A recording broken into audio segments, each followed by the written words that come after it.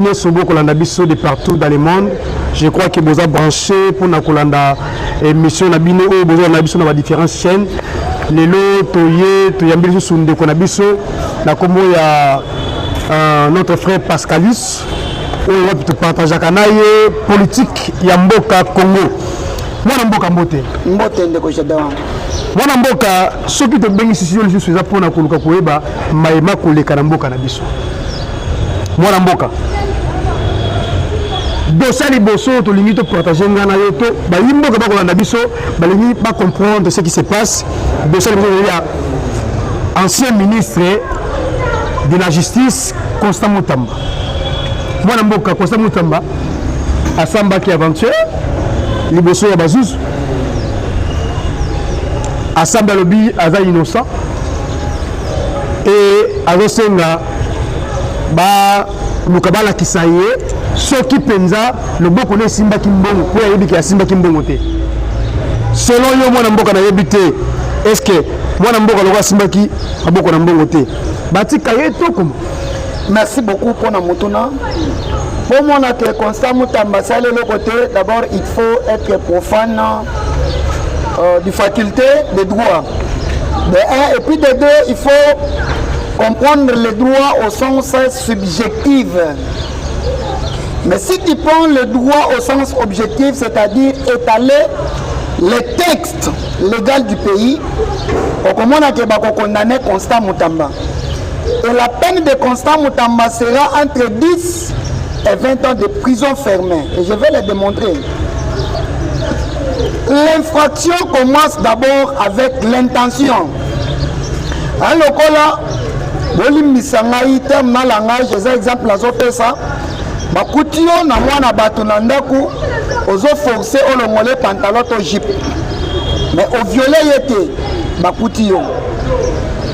Les bakutio au violette, bakangio, bakeyo, na maboko ya la police.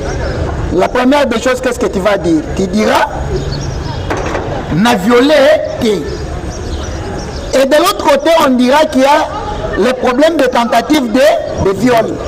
Et quand il y a tentative de viol, l'infraction sera directement, automatiquement considérée comme si tu as violé. Parce que ce qui va coûter à tu allais faire quoi? Tu allais faire la violence sexuelle. Les gens disent et les gens pensent que Mutamba n'a pas détourné le dernier public. Mais moi j'ai dit oui, Mutamba a détourné le dernier public. Et qui a compliqué Mutamba? C'est l'autorité de régulation des marchés publics. Mon Mboka, s'il vous plaît, Nakata Kapenza yote, mais expliquer Makamba Koleka. Mais tant que il a détourné. Je suis en train de lire les droits. C'est comme le procès de Kamere. Kamere, juste que Tinasuka, Kamere disait toujours je n'ai pas détourné, je n'ai pas volé. Mais quand Kalouba Diboué, à l'époque que je salue en passant, lorsqu'il avait pris son micro, il avait démontré comment Vital Kamere avait détourné avec de preuves à l'appui. Et le procès de Kamere aurait compliqué. L'air a interjeté appel. C'est le juge à cour d'appel. On a condamné Kamere pour l'infraction de détournement de deniers publics. On a condamné Kamere à vol intelligent. Or, na banibeko ya mboka na biso vol intelligent ezalaka te yango Kamere ate en pouvoir na cour de cassation bakitaki Kamere. Mais le dossier de Constant Mutamba, tozongi sikoto étalé la loi sur la passation des marchés de gré à gré. Yoka d'infraction oyo et tindi balobaki ya tentative de détournement. Avant de payer sa société marché, il faut d'abord lire les statuts du marché. Il faut botter la RCSM et la société. Statut na RCSM. L'exco bazui statut la société. La carte à statut n'a pas entre premier article à 5e article et c'est normalement boloba siège social. Il y a entreprise Nabino. Donc place Oyo, tobenga kango domicile. Place Oyo, société Nabino Bosali Nini, Botier, la personne morale avant d'akawat cette société là. Bango ba komikuna ke ezalaka na 8e niveau na immeuble CTC mais boke kuna na vérification va trouver que société wana ezalaka kuna. Un, ils ont déjà infraction. Or, attends ceux qui vont déplacer ces sociétés, la société, à n'importe quelle place on peut déplacer, il faut qu'il y ait une note administrative bien notariée.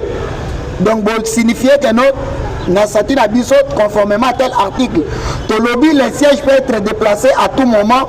Peut-être que nous sommes recommandés. Après, besoin de notarier que non, pour telle raison, siège social, la banque va déplacer en haut. On a dit que j'ai dehors et à Liboso. Il y a mis balai dans la loi sur la passation des marchés de gré à gré. La loi voudra à ce que société, ceux qui ont gagné marché de gré à gré, paye ça plus de 50%. Paye ça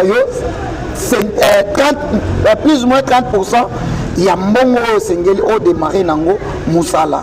Mais nous avons vu dans les documents, malgré mbongo du maquis déjà que mais Moutamba signaki déjà il faut 50% mbongo salani et bima. Auquel ils sont plus loin parce que moi je ne peux pas réfléchir le rôle à bâtiment quand même. Je suis faculté de droit, c'est là pour ces raisonnements par rapport à bloc bâtiment sakabiso dans la classe. Moutamba a été plus loin. Il y a Kolinga a bimisa 50% mbongwana et puis Moutamba a se limité par Wanate actionnaire il y a liboso na kati ya société wana c'est sa femme. Aujourd'hui les directeurs parce que les gens j'ai dit je confirme ce que j'ai dit eza dossier oyo nazolande la musikate eza dossier tozolande la.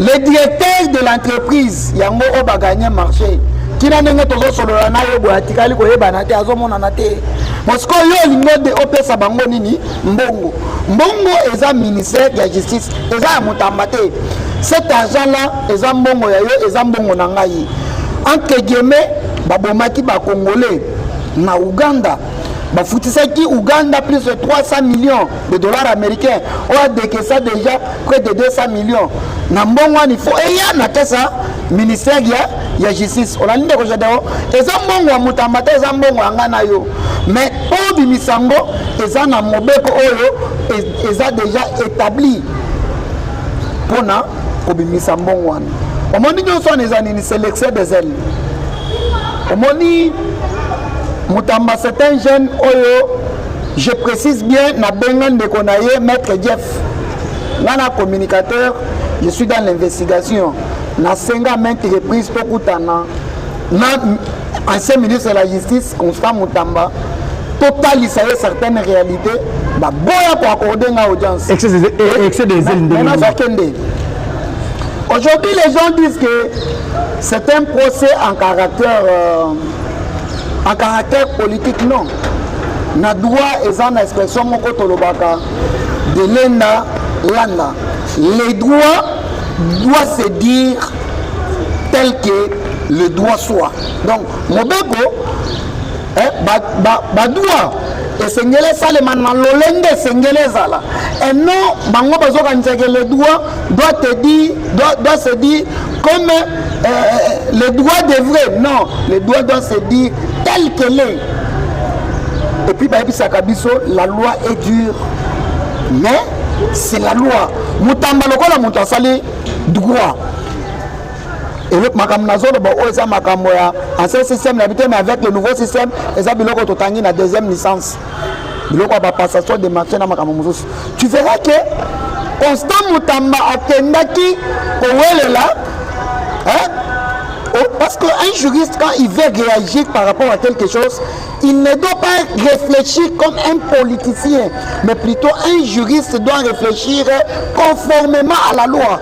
On constate quand ceux qui ont ça là débat si tu constates na ebisaka baninga makam ozoloba oyo mobeko et lobby c'est de telle façon qu'un juriste doit réfléchir. Selon maître Moutamba voulait tout simplement détourner les derniers publics. Voulait. Mais c'est ça. Mais il n'a pas détourné.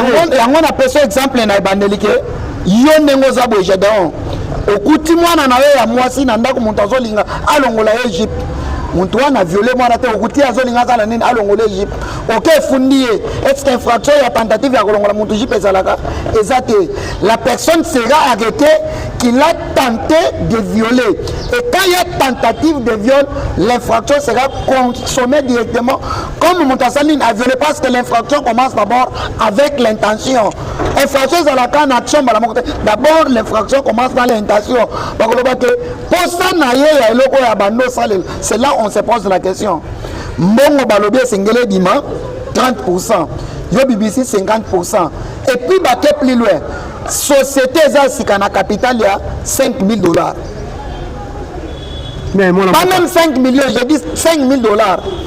Yo aussi 19 millions au PC Batouane. Est-ce qu'il y a un problème sur société ça na 5 millions par exemple? Bazo luka va construire. Mbongo va construire ça et ko uta na muto et ko proposer bango marché, to mbongo na bango société ne ko tonga. Ah, merci beaucoup. On dit il y a la passation normale des marchés. Au biloko yo Daniel Bomba autour salisa na ville à Kinshasa. On dit ba société nyo so ba gagner marché dans la passation des marchés publics. Bato ba ko tonga nzela na. Dans ça expliquer yo et ça la ndenge nini. O bani na mbongo na yo. Au travailler 60% à Misala, d'ailleurs, Bapesio 40%. Ceux qui ont commis 80% à Moussala, d'ailleurs, Basalini, Bapesimo, on a eu, et Tikali 60% au Silicipé, Misala, Nenenge, Mobeko et Lobby. Mais s'il y a une urgence, Nesco et qu'il n'y a pas passation de marché de gré à gré, c'est-à-dire société, c'est là gagné.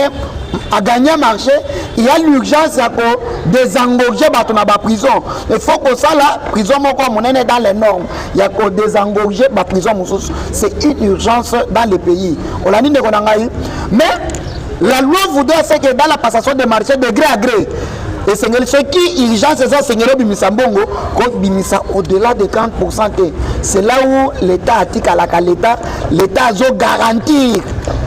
Ba institution ya mboka pour que ba toi ça la ni ba ki mana mbongo ebelete parce que société na na capital ya $5,000 tina ne ya mutambazo samone normalement il faut directeur de la société ya pepo ça la nini depuis tout le niveau à partir jusqu'au niveau maintenant ils sont au stade de l'instruction du dossier directeur de la société na mon anité et qu'est-ce que moi et vous nous pouvons dire société zanan.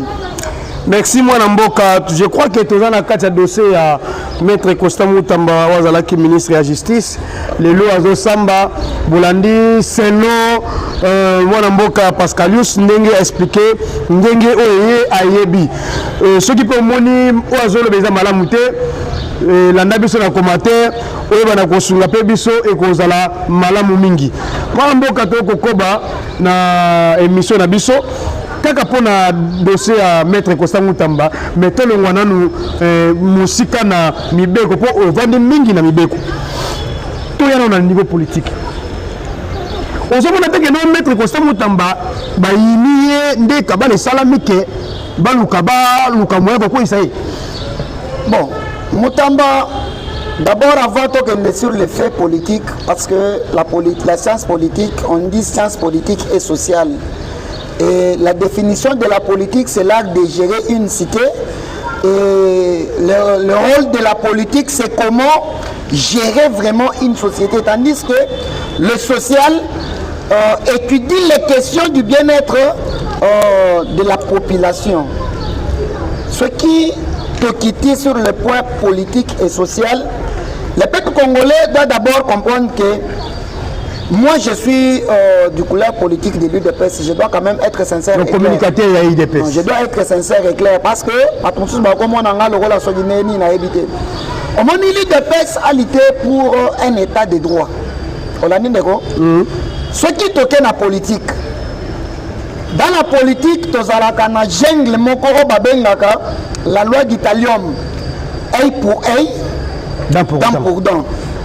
Moutamba a d'abord commencé au lieu d'organiser l'appareil judiciaire. Par exemple, dans l'ordre administratif, tu as un conseil d'État. Mais tu as un cour d'appel administratif. CCA.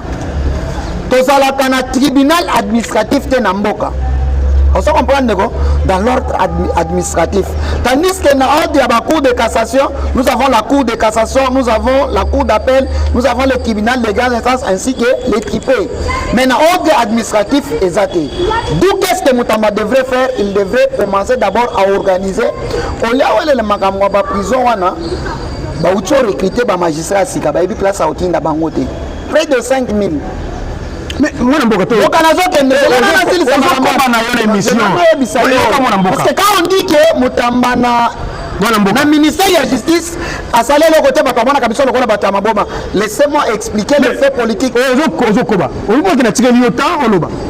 C'est comme si on a conclué toujours Maître Constant Moutamba, je ne sais pas dans la monayo mais la justice est qui malade.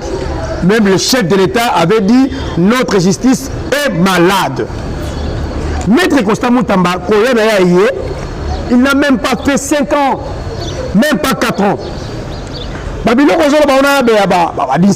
Administration, les abiloko c'est là qui na processus normal. Mais si on est en ya prison, au commun que na makala.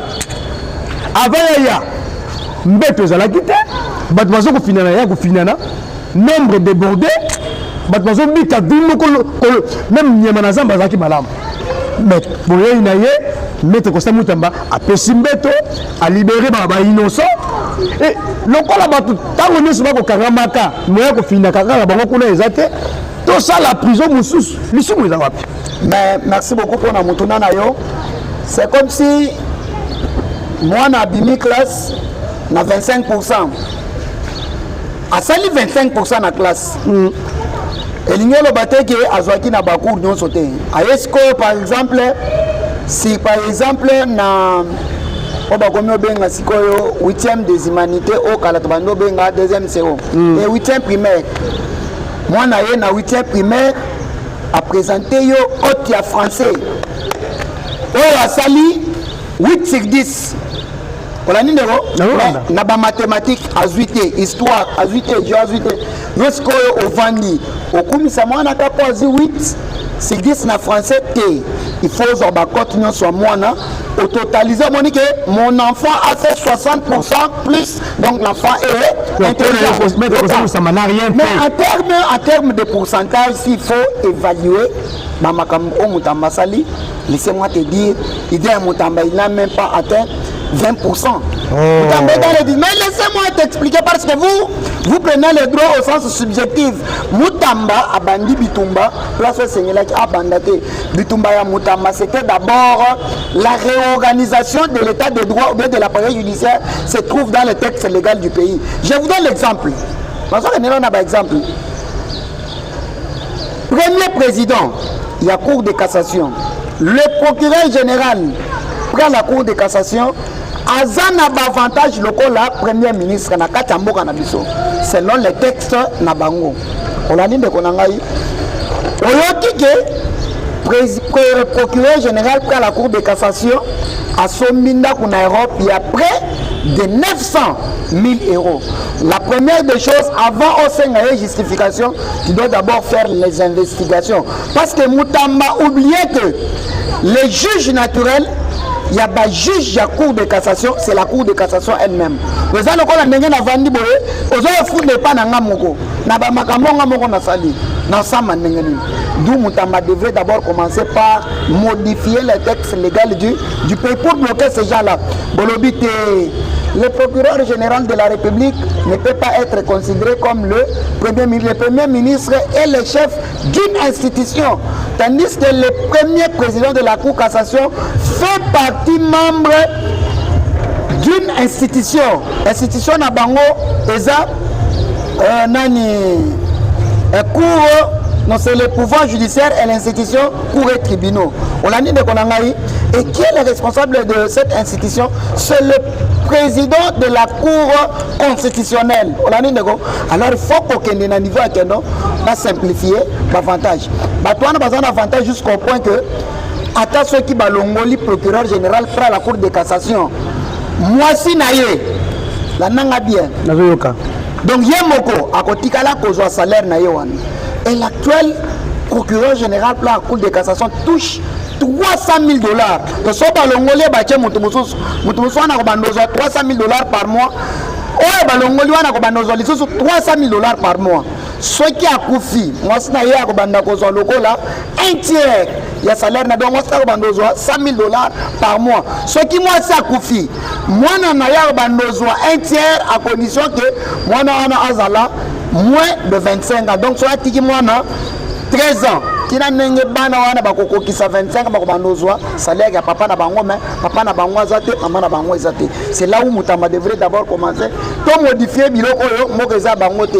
À supposer que balongoli du procureur banomé balongoli déjà na tête à l'état faut mon comme bando futa batouane entre guillemets. C'est là où il devait commencer de Mutamba organiser l'appareil judiciaire non seulement au niveau du texte mais Mutamba devait s'arranger jusqu'au point de revoir le tribunal au 17 mais Mutamba kuti déjà projet il y a prison en l'air à Vandi na bajil alingue to balongoli oyo bien place au mbongo ko bima 39 millions comme ça to créer société na biso bénéfice côté na société biso peut to gagner boy mais ici on a interrogé loi tellement qu'il était dans le populisme avec le communicateur la vérité ezakaka Mutamba beti na confiance ba filmer ba publier yango Mutamba tamoli na mwana nzela bakangi photo ba publier Mutamba devrait réorganiser l'appareil judiciaire en réorganisant les textes légaux du pays comme étant premier ministre et comme étant ministre de la justice.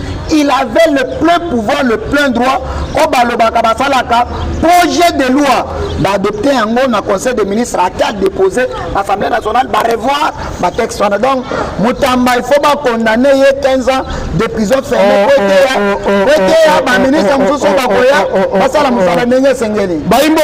ministre de partout. Je crois que l'émission comme la bino bon liker, bon partager, bon s'abonner massivement na ba chaîne Nabiso au bon Kolanda. Wale de la kin de Pascalius selon ye maître Constant Mutamba a mérité 15 ans de prison. Parce qu'il a fait la honte des juristes. Non, voilà selon yo ndongo lobby. Faut pas condamner 15 ans. Selon yo ndongo lobby. Tout ça on a fait makamata limboka na biso. Affaire nomination de chef de l'État. Tomoni bino ba IDPS bozu panique. Oh, mokonzi mboka a konomé kaka batu ya église ya Sambelaka. Pourquoi vous panique? Chef de l'État qui a nommé, il a nommé. Il fallait ça la nine. Et pourquoi vous civique, pourquoi vous panique, pourquoi vous agitez la nomination chef de l'État? Mais bien vous avez le pouvoir. Merci beaucoup de Ronanga pour Namutuna. Il y a Liboso, moi aussi, je n'ai pas de nomination personnellement. Parce que l'état de droit, il y a aussi la liberté d'expression. Jusque-là, on a sali infraction. C'est le chef d'État qui a nommé. Oui. On n'attaque pas les décisions de la Cour constitutionnelle, mais les ordonnances du chef de l'État peuvent être arrêtées et contestées ou bien revendiquées. Nulle part dans le texte légal du pays, Pekisi Biso, to attaquer yango, to manifester volonté na biso. Ce qui est interdit, c'est d'attaquer les décisions de la Cour constitutionnelle ou bien discours, il y a état de nation du chef de l'État, basa la kango commentaire. Wana c'est dans le texte légal du pays. Mon frère, que le chef de l'État bosanate que a outil IDPS de 1. De 2, chef de l'État bosanate que ni telle implication, il y a des communicateurs, mais il n'y a pas de diaspora. De 2, le chef de l'État il faut que